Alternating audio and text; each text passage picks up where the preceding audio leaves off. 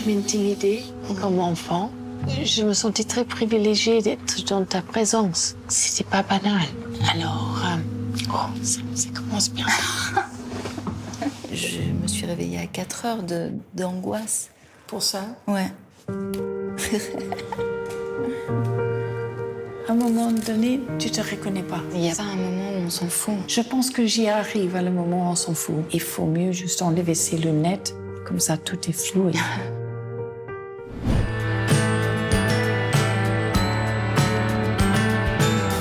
I saw somebody who reminded me of you before you got C'est Jane par Charlotte. Quel beau film. C'est un document évidemment sur Charlotte qui filme sa maman et film que TV5 Monde soutient et adore. Et Charlotte, c'était l'envie comme ça de suivre Jane à Tokyo, à New York, rue de Verneuil, et de la voir comme ça vivre. Il y a une, comment dire, il y a quelque chose de troublant. Oui, c'était compliqué dans ma tête d'imaginer le faire, de prendre une caméra le geste était un peu intimidant. Et en même temps, j'avais une envie que j'ai pas formulée très bien au départ. Je savais pas trop ce que je voulais faire, un portrait d'elle, la suivre le plus possible. J'étais aussi à New York à cette époque-là, donc loin, et je voulais une excuse pour me coller à elle, pour la regarder, voilà. J'avais vu des concerts du symphonique qui étaient vraiment très émouvants, très forts, et j'avais envie de faire quelque chose. Elle a accepté de jouer le jeu aussi, de faire un truc qui n'était pas écrit, qui était très mal formulé au départ, un peu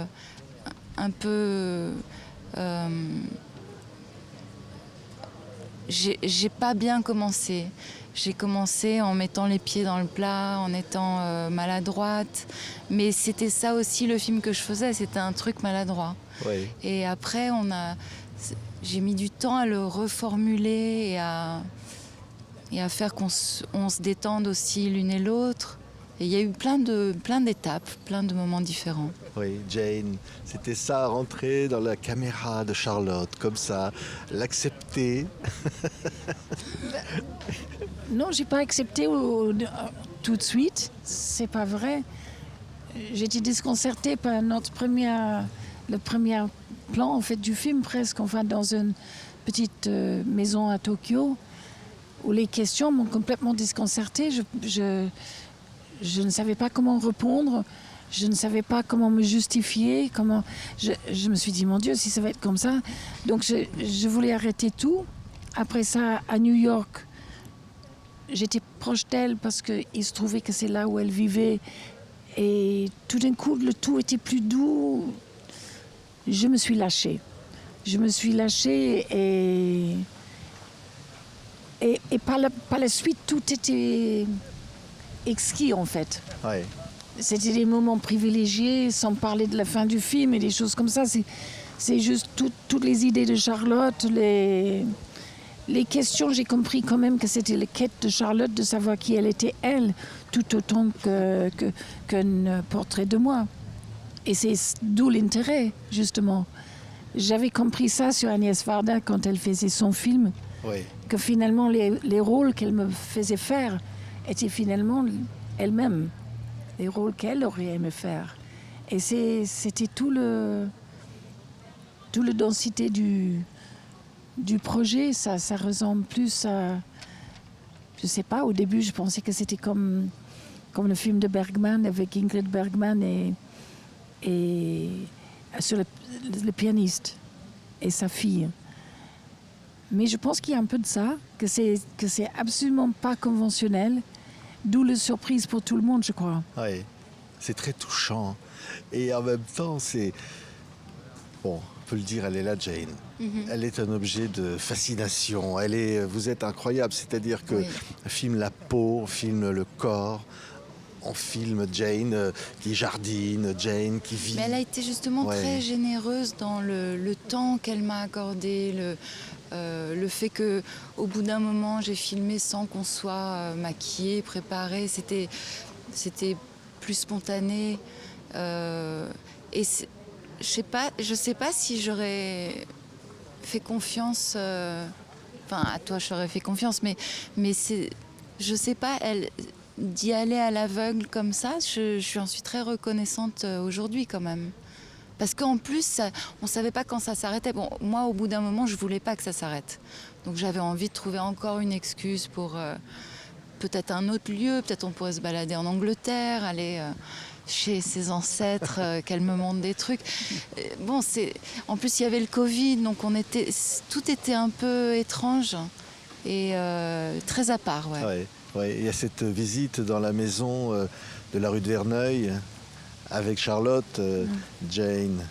Moi, je me souviens d'images d'une mission à bout portant. Je crois que c'était Michel Lancelot qui était avec vous et Serge. Et on interviewe Serge à côté du piano et on vous voit arriver avec Charlotte dans vos bras. Oui, bien sûr. Et qui dit, regardez, c'est Charlotte. Vous la présentez aux caméras. Et c'est dans ce même endroit où vous vous rendez toutes les deux dans le film. Oui. Ça a fait quoi, Jane Je savais que Charlotte voulait savoir ce que ça fait. Qu'est-ce que ça fait? Et en fait, c'est un peu comme de retourner dans l'enfance. Tout est beaucoup plus petit qu'on avait imaginé. C'est exactement cette sensation-là, d'ailleurs. Alors, à la fois, c'est comme si c'était quelqu'un d'autre, en fait. Comme si j'avais été quelqu'un d'autre. Et puis, à persister dans mon souvenir, Serge mort, quand même.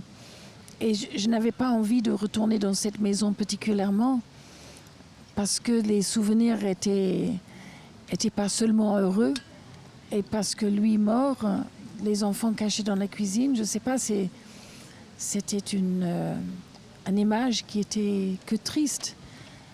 Parfois, je passais sans regarder la maison. J'allais le plus vite possible rue de Saint-Père comme si c'était le Styx. Et je passais pas par la rue, ou alors très vite, par hasard, dans un taxi. Mais je cherchais pas de retourner particulièrement, pas plus que je retournerais à Chelsea, dans la maison de ma mère. J'évite tout Chelsea, c'est comme si c'était un lieu de crime, même. Oui. C'est pénible, mais en même temps, je trouve ça tellement beau, que c'est tellement bien ce que Charlotte voulait faire, que ça a pris des années à faire et qu'elle est au bout de ça. Qu'elle peut lâcher ça. Je pense que ça, c'est le moment, vraiment. Enfin, c'est à elle de savoir, parce que c'était un peu une boîte secrète pour elle. C'était quand même la seule chose secrète qui restait. Oui.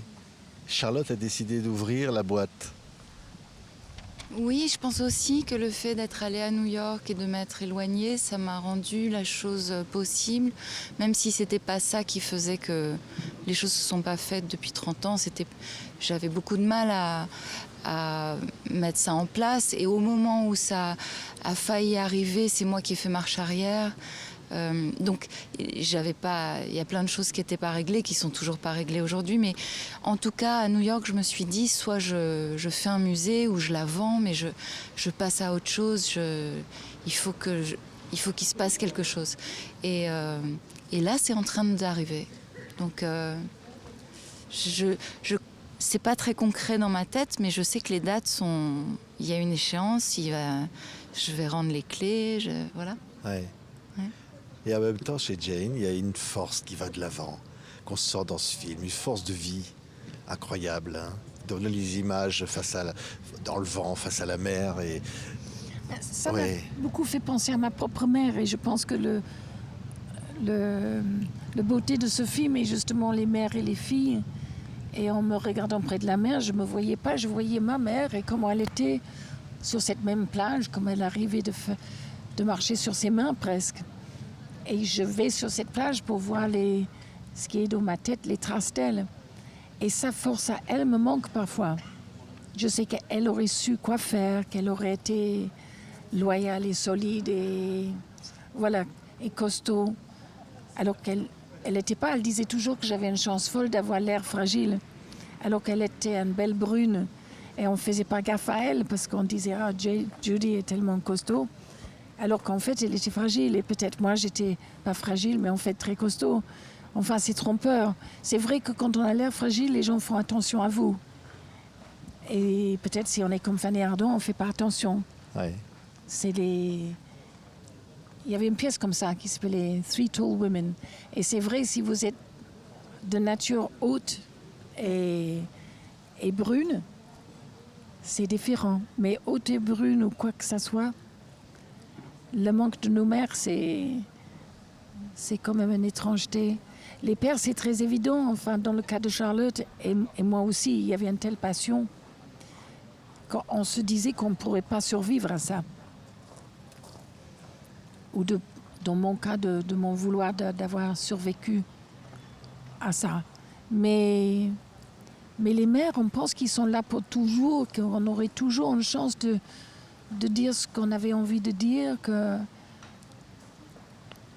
le temps, elle comprendrait elle aussi sa place. Ma chance à moi, c'était que mon père soit mort et que j'ai pu faire plus gaffe à ma mère et l'embarquer avec moi sur mes tournées et de la gâter un peu. Ça c'est une chance qu'elle a survécu encore 10 ans pour entendre les choses que j'avais envie de lui dire. Oui. Et là, aujourd'hui, c'est Charlotte. C'est Charlotte. Mm. C'est spécial, Charlotte. Mm. Et vous le dites, vous l'avez toujours dit, hein. Oui. Vous étiez presque impressionné par Charlotte. C'était un enfant très impressionnant. Pas seulement pour moi, mais quand elle est arrivée sur un film de Rivette, je m'en souviens, elle avait un petit parapluie rouge. Elle arrivait dans la pluie et tout le monde s'est arrêté. Tout le monde dans le film, Geraldine Chaplin, Piccoli, tout le monde s'est retourné et j'ai compris que j'avais un enfant qui captait toutes les lumières et qui était cependant si secrète. Et on avait envie d'apprendre davantage. Ça, c'est un enfant comme ça qui entre dans la chambre, dans la salle. C'est une très grande étrangeté. Et puis on a peur d'être jugé par cet enfant. En fait, le jugement est quelque chose de compliqué, et même au début de ce film, peut-être, si j'avais été un peu inquiète, c'était d'entendre un jugement sur lequel je ne pourrais plus faire marche arrière, parce que si on a mal fait, le mal est fait. Quoi faire? C'était un désarroi quand même. Mais c'est là où j'ai été maladroite. Je voulais tellement que ce soit pas un film comme un autre, justement pas un documentaire comme un autre, que je me suis dit il faut que ce soit personnel, il faut que ce soit intime, il faut pas avoir peur. Mais c'est comme les choses qu'elle aime aussi. Si elle aime Lars von Trier, si elle aime être secouée elle aussi, c'est parce que justement ça, c'est plus dangereux que de juste faire les choses dans les lignes. Ça fait partie de sa caractère. Un envie d'être bousculé, un envie de voir ça chez les autres aussi. Et c'est la qualité du film aussi, que ça ne soit pas conventionnel, qu'on s'y attend pas du tout à le prochain plan. Et en même temps, on sent qu'elle a tellement besoin de vous. Ça, c'est... Oui, mais bon, ça écoute, transpire. ça suffit.